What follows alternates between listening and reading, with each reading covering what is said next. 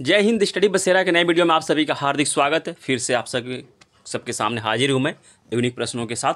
चलिए स्टार्ट करते हैं आज का सेशन पर नए हैं तो चैनल को सब्सक्राइब कर लीजिएगा और बेल आइकन को भी क्लिक कर लीजिएगा और इंस्टाग्राम आईडी को भी सेम नेम से है, इसे फॉलो कर लीजिए। वीडियो को पसंद आता है तो वीडियो को लाइक भी करते चलिएगा और शेयर भी कर दीजिएगा, जरूर से जरूर शेयर भी कर दीजिएगा। और वीडियो के डिस्क्रिप्शन को भी चेक कर लीजिएगा, वहाँ बहुत सारे वीडियो का लिंक आपको मिल जाएंगे अभ्यास करने के लिए। चलिए स्टार्ट करते हैं आज का सेशन। आज के सेशन का जो इंपॉर्टेंट प्रश्न है उसे देखते हैं। लिटरेचर यानी साहित्य का नोबेल पुरस्कार की घोषणा हो चुकी है। तो साहित्य के नोबेल पुरस्कार को डिजाइन किसने किया था?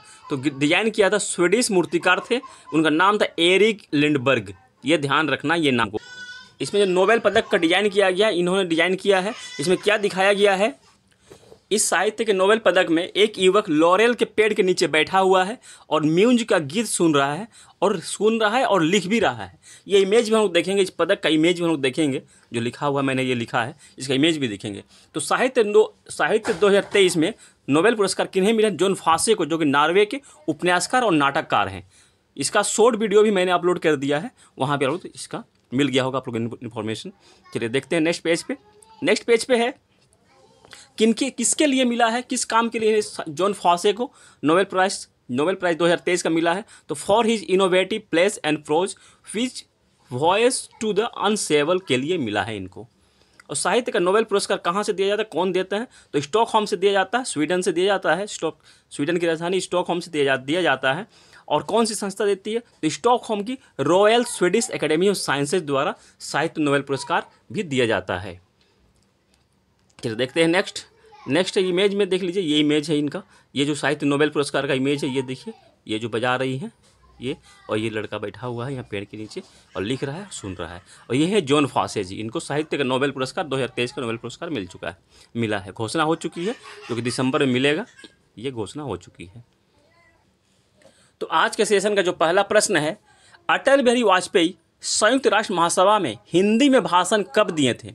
यानी कि संयुक्त राष्ट्र सभा में हिंदी में भाषण कब दिए थे? तो इस प्रकार का सही जवाब हो जाएगा ऑप्शन ए, 1977 में। 4 अक्टूबर 1977 में संयुक्त राष्ट्र महासभा में अटल बिहारी वाजपेयी जी हिंदी में भाषण दिए थे। उसमें सरकार किसकी थी? भारत में सरकार किसकी थी? भारत में सरकार थी जनता पार्टी की। जनता पार्टी की सरकार थी। और जनता पार्टी की सरकार में अटल बिहारी वाजपेयी जी विदेश मंत्री थे, विदेश मंत्री के रूप में वहाँ भाषण देने गए थे। 1970 में भारत के प्रधानमंत्री थे मोरारजी देसाई 1970 में।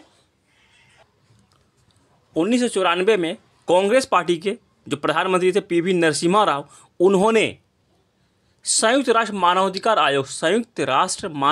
आयोग में अटल बिहारी वाजपेयी जी को प्रतिनिधित्व की जिम्मेदारी दी थी।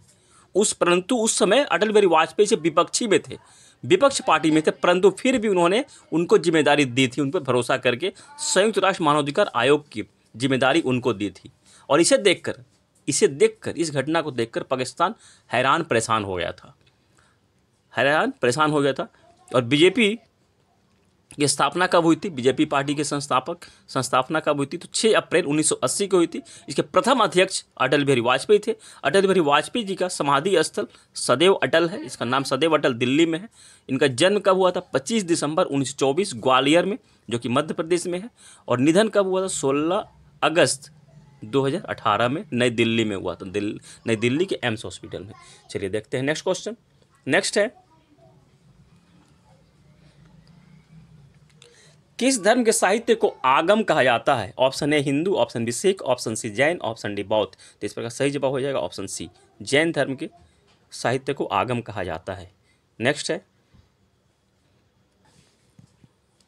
सिंधु सभ्यता में किस धातु की खोज हुई थी? ऑप्शन ए कांसा, ऑप्शन बी पीतल, option C steel, option D लोहा। तो इस प्रकार सही जवाब हो जाएगा ऑप्शन ए, कांसा धातु की खोज। कांसा धातु की खोज इस तरह का पर डिटेल देख लेते हैं।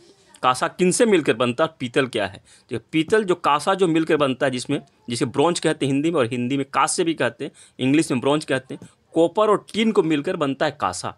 और पीतल, जिसे कि इंग्लिश में ब्रास कहते हैं, कॉपर और जिंक के मिलकर बनता है पीतल। कॉपर का जो शॉर्ट फॉर्म है Cu है, और जिंक का Zn,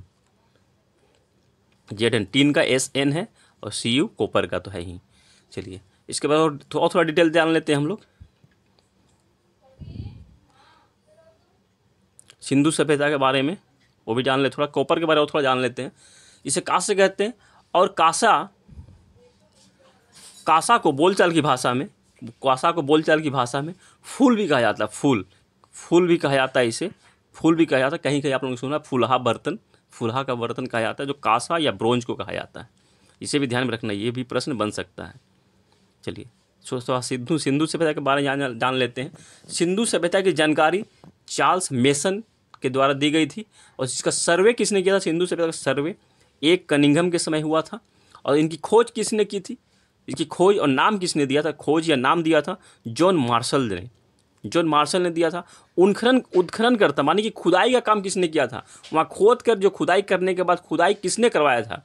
किसको जिम्मेदारी दी गई थी? तो दयाराम साहनी जी को खुदाई की जिम्मेदारी दी गई थी। उस क्षेत्र का, सिंधु सभ्यता के क्षेत्र की खुदाई की जिम्मेदारी दयाराम साहनी जी को दी गई थी। और उन्होंने खुदाई करवाकर सारा कुछ प्राप्त किया था।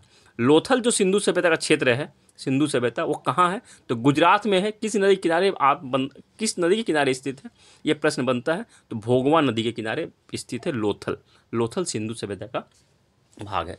आशा करता हूँ सेशन पसंद आया होगा। इसी आशा और उम्मीद के साथ मिलते हैं फिर नए वीडियो में। आप तक जय हिंद, स्वस्थ रहें, मस्त रहें, धन्यवाद।